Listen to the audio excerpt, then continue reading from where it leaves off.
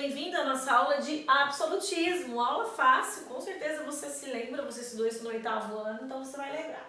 Bora lá!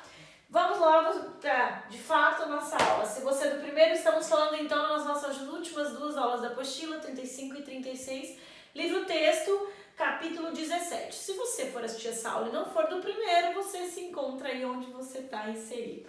Bora lá!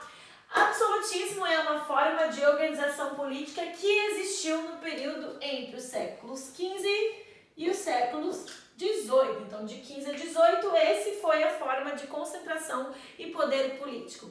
Como surgiu o absolutismo, nós sabemos que ali no final ali da Idade Média, né, no que chamamos de Baixa Idade Média, o comércio começa a crescer e esse comércio crescendo vai taxar mais impostos, então os senhores feudais começam a enriquecer mais, há essa formação dos estados modernos e junto com isso a figura real vai começar a aparecer, sendo aquele que se alia à burguesia para garantir segurança. Uma vez, lembra que a burguesia está de saco cheio de ficar pagando imposto em cada feudo que tenta entrar.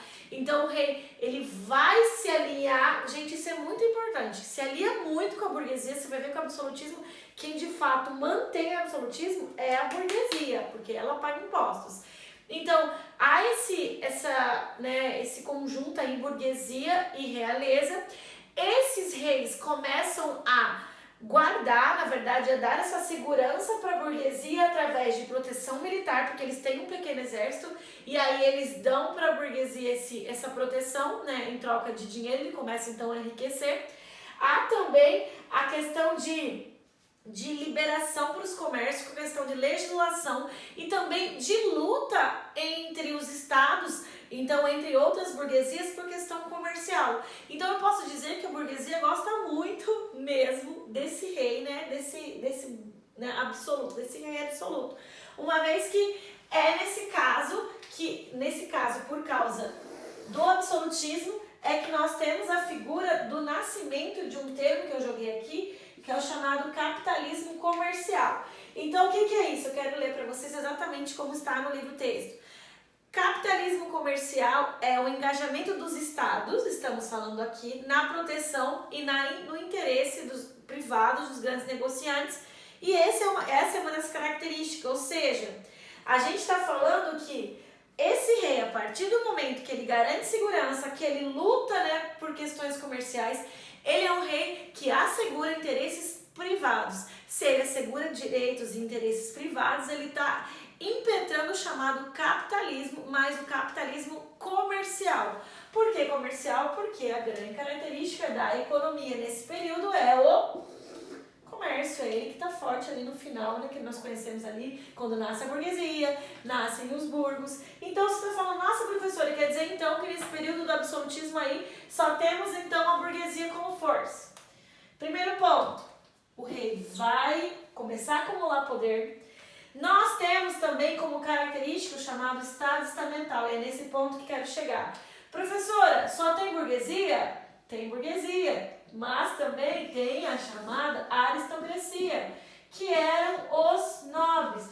Gente, todos nós sabemos que os nobres eram super importantes, ainda na época do feudalismo, eles são importantes, que é a aristocracia, e essa aristocracia começa a se aproximar, né, quando esse rei começa a ganhar poder, essa aristocracia, né, que a gente chama também de nobreza e clero, eles vão se aproximar da figura do rei, e quando eles se aproximam, o rei tem para si também os principais órgãos. Então a gente tem ali juízes, nós temos ali também a questão das funções administrativas, a gente tem nobres legitimando e fortalecendo esse poder real. Eu estou olhando aqui para o livro para acompanhar com vocês, mas então ter os nobres do lado serve como proteção para esse rei por questões administrativas. Então, o rei tem no seu poder, por isso a hipotrofia do poder do rei, ele tem ao mesmo tempo essa força administrativa, porque tem a nobreza próxima a ele. Inclusive, gente, Essa questão é tão levada a sério na França, que vai ser o assunto da próxima apostila, que a gente tem Luís XIV fazendo o Palácio de Versalhes, agora foi bom, o Palácio de Versalhes para abrigar toda a nobreza. Então a gente está falando de um palácio com inúmeros quartos. Então, de fato, a nobreza, ela morava, ela estava junto com o rei. E isso legitima o poder do rei. Então eu tenho o amparo administrativo e eu tenho também o amparo econômico. Quem garante aí o poder econômico, né, toda a pompa do absolutismo é a burguesia. Por isso que é interessante que o rei consiga equilibrar ali. Eu preciso ter, de um lado, né, o meu poder legitimado, assim como eu tenho que ter economia. Então, você vai ver que eles não entram num conflito, apesar de que a aristocracia não pagava impostos. Você vai ver que isso vai ser um dos passos para a Revolução Francesa. Então, nós temos aí o nascimento de ali uma burguesia que está junto com uma aristocracia, uma burguesia que está crescendo, e nós temos o terceiro estado, que aí vai ser assunto, né, pano para manga da Revolução Francesa. O que eu quero trazer para vocês é o que? Esse rei ele consegue associar isso através de políticas, tanto, né, políticas de fato como políticas econômicas, que é o que eu vou falar agora, que é o mercantilismo.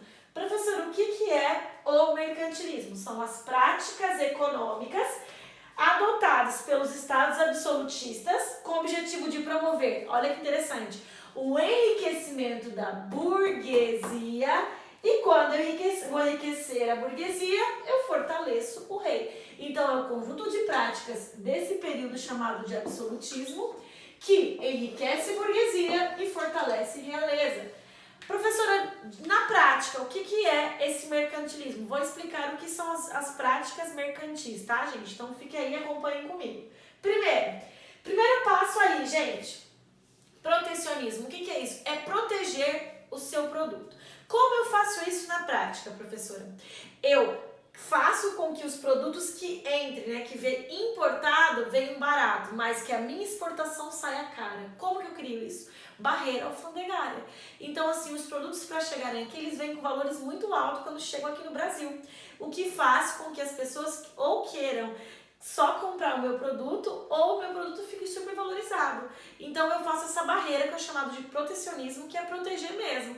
Então a ideia é o que, professora? Balança comercial sempre favorável. Ou seja, eu encareço os produtos importados para a população não querer comprar e também valorizo os meus que serão exportados. Então, eu não quero que ele seja taxado nos outros países, mas eu vou taxar os outros países aqui no Brasil. Gente, acontece muito isso com a questão de mercadoria nos Estados Unidos. Vocês sabem muito disso, porque, né, qualquer um sabe que se você sair daqui e comprar um iPhone nos Estados Unidos é muito mais barato do que trazer para o Brasil. Quando chega no Brasil, ele vai ser taxado de tudo que é imposto.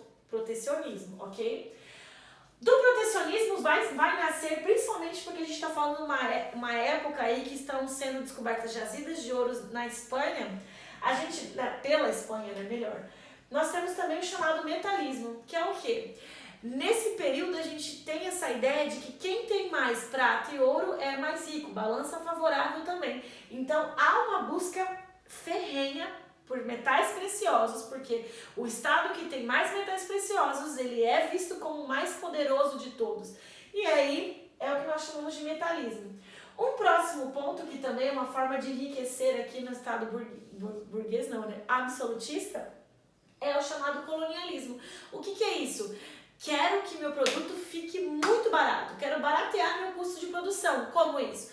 Arranco matéria-prima da colônia e, além de tudo, crio o chamado pacto colonial. Ou seja, além de eu tirar a matéria-prima, como por exemplo do Brasil, vou tirar a matéria-prima do Brasil e vou fazer que o Brasil seja obrigado a apenas comprar de mim. Pacto colonial, é o exclusivismo comercial, é uma garantia. Por isso que quando a família real vem para o Brasil e depois Dom João vai voltar para Portugal, uma das coisas que Portugal quer é que o Brasil volte a ser colônia. Por quê? Porque o pacto colonial era interessante para Portugal, porque o Brasil era sempre obrigado a comprar só de Portugal. Isso é o colonialismo. E aí, por fim, nós temos o chamado industrialismo. Algumas pessoas dentro desses estados absolutistas começaram a falar, ok, nós somos comerciais, nós trabalhamos com comércio, mas se começarmos a produzir também as manufaturas, poderemos comercializar mais coisas ainda. Ou seja, aí nós demos a entrada ao chamado industrialismo, que é aumento da produção de manufaturas também para o lucro comercial. E essas são as práticas aí, como eu disse para vocês, que dão lucro para a burguesia, sim, mas na verdade quem ganha com tudo isso é o Estado. Olha lá o que a apostila fala.